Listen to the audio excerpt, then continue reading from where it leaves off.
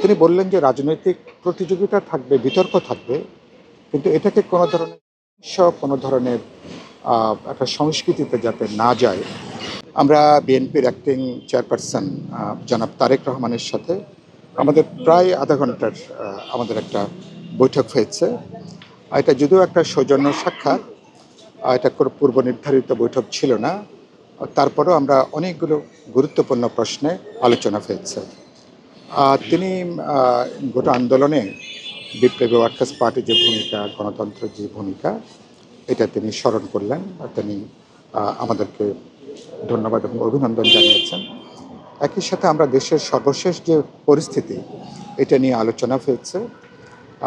যে আমরা আগামী যে ফেব্রুয়ারির যে জাতীয় নির্বাচন, সে নির্বাচনে যাতে আমরা ঐক্যবদ্ধভাবে সেই নির্বাচনে যাতে আমরা অংশগ্রহণ করতে পারি এবং এই নির্বাচনের মধ্য দিয়ে বাংলাদেশ যাতে একটা পরবর্তী নির্বাচিত সরকার, নির্বাচিত পার্লামেন্ট এবং একটা গণতান্ত্রিক অভিযাত্রা যাতে নিশ্চিত করা যায়, এটা নিয়ে আলোচনা হয়েছে। কিছু কিছু চ্যালেঞ্জের কথা এসছে।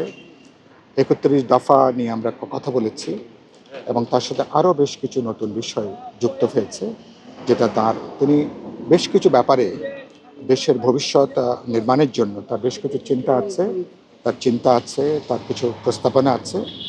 এগুলো তিনি ভবিষ্যতে শেয়ার করবেন, কথা বলবেন এবং তিনি এগুলো দেশবাসীর কাছে যাবেন। গুরুত্বপূর্ণ যেটা আলোচনা হয়েছে যে এই সময়টা এরকম, তিনি বললেন যে রাজনৈতিক প্রতিযোগিতা থাকবে, বিতর্ক থাকবে, কিন্তু এটাকে কোনো ধরনের কোনো ধরনের একটা সংস্কৃতিতে যাতে না যায়। আমরা পুরো জাতিটাকে যাতে নতুন করে কোনো বিভাজিত না করি, কোনো বিভাজন, কোনো বিভেদ, এটা করলে আমাদের যে সম্ভাবনা উত্তরণের জন্য, সেটা কিন্তু ইতিমধ্যে অনেকখানি আমরা নষ্ট করেছি। ভবিষ্যতে এটা কিন্তু আরও নষ্ট হবে।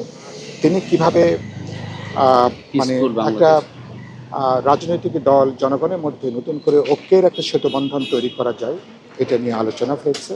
সে ব্যাপারে তিনি কাজ করছেন এবং কাজ করবেন। আরেকটা আলোচনা হয়েছে যে এই যে যেভাবে চলছে এবং যেভাবে মানুষের জানমালের দেখছি এক ধরনের নিরাপত্তাহীনতার কথাটা দেখছি, এর ব্যাপারে মানুষকে এক ধরনের শান্তির একটা আহ্বান ডাক দেওয়া যায় কিনা, এক ধরনের শান্তির সমাবেশ বলি বা শান্তির এক ধরনের ডাক বলি, কোনো শান্তির র্যালি বলি বা কোনো একটা শান্তি অবস্থান বলি, এ ধরনের এটা তিনি সিরিয়াসলি তার ভাবনা চিন্তার ভেতরে আছে।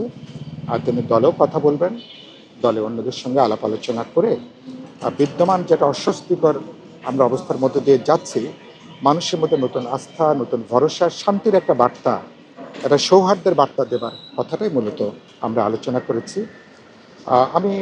আমরা দলের পক্ষ থেকে তার প্রতি আমরা শোক জানিয়েছি, তিনি এবং তার পরিবারের প্রতি।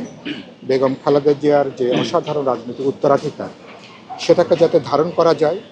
তিনি গণতন্ত্রের প্রশ্নে, গণতান্ত্রিক অধিকারের প্রশ্নে, একটা বহুত্ববাদী রাজনৈতিক সংস্কৃতির ব্যাপারে তিনি অবিচল ছিলেন। আমরা বলেছি এখন তারেক রহমানেরও তার একটা ঐতিহাসিক সুযোগ তৈরি হয়েছে খালেদা জিয়া রাজনৈতিক উত্তরাধিকারকে ধারণ করে দেশকে ঐক্য এবং সংহতির দিকে এগিয়ে নেওয়ার মধ্য দিয়ে মানে এই যুগের বাংলাদেশের যে চ্যালেঞ্জ, সেটাকে ঐক্যবদ্ধভাবে সেটাকে মোকাবেলা করেন। তিনি খুব আন্তরিক ছিলেন, তিনি অত্যন্ত খোলামেলা ছিলেন। তিনি আমাদের ঢাকার 12 আসনে, যেখানে আমি নিজে নির্বাচন করছি, তিনি একটা খোঁজখবর নিয়েছেন। তিনি আজকে 12 আসনের আজকে উত্তরের যিনি আহ্বায়ক আমিনুল হক, তিনি আজকে একটা দোয়া মাহফিল ছিল, সেই দোয়া মাহফিলে 12 আসনের সকল থানা ওয়ার্ডের নেতাকর্মী, সুপার ফাইভের এবং তাদের গণসংগঠনের সবাই উপস্থিত ছিলেন। সেটা তিনি জানতে চেয়েছেন, তিনি বলেছেন এবং তিনি আমাদের প্রতি শুভেচ্ছা জানিয়েছেন।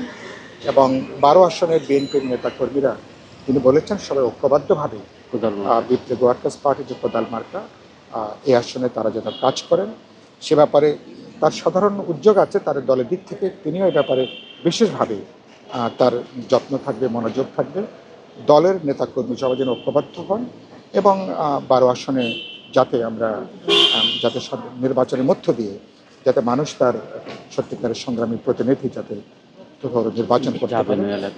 আর তিনি আমরা বলেছি তিনিও ঢাকার বিভিন্ন আসন যেমন 12 আসনেও তিনি একবার গণসংযোগে যাবেন বা আনুষ্ঠানিক প্রচার শুরু হলে তখন তিনি একবার ঢাকা 12 ভোটারদের কাছে, জনগণের কাছে তিনি একবার যাবেন, সেটাও তিনি আমাদেরকে আশ্বস্ত করেছেন। আর তিনি মনে হয় দেশের বিভিন্ন অঞ্চলে তিনি যাবেন, আর তিনি এরপরে তো নির্বাচনের প্রচারণা শুরু হলো তিনি যাবেন। খুবই আন্তরিক, সৌহার্দ্যপূর্ণ উষ্ণভাবে আলোচনা হয়েছে এবং আগামীতে তিনি সবাইকে নিয়ে তিনি চলতে চান, সেই কথাটা বারবার করে তিনি উচ্চারণ করেছেন।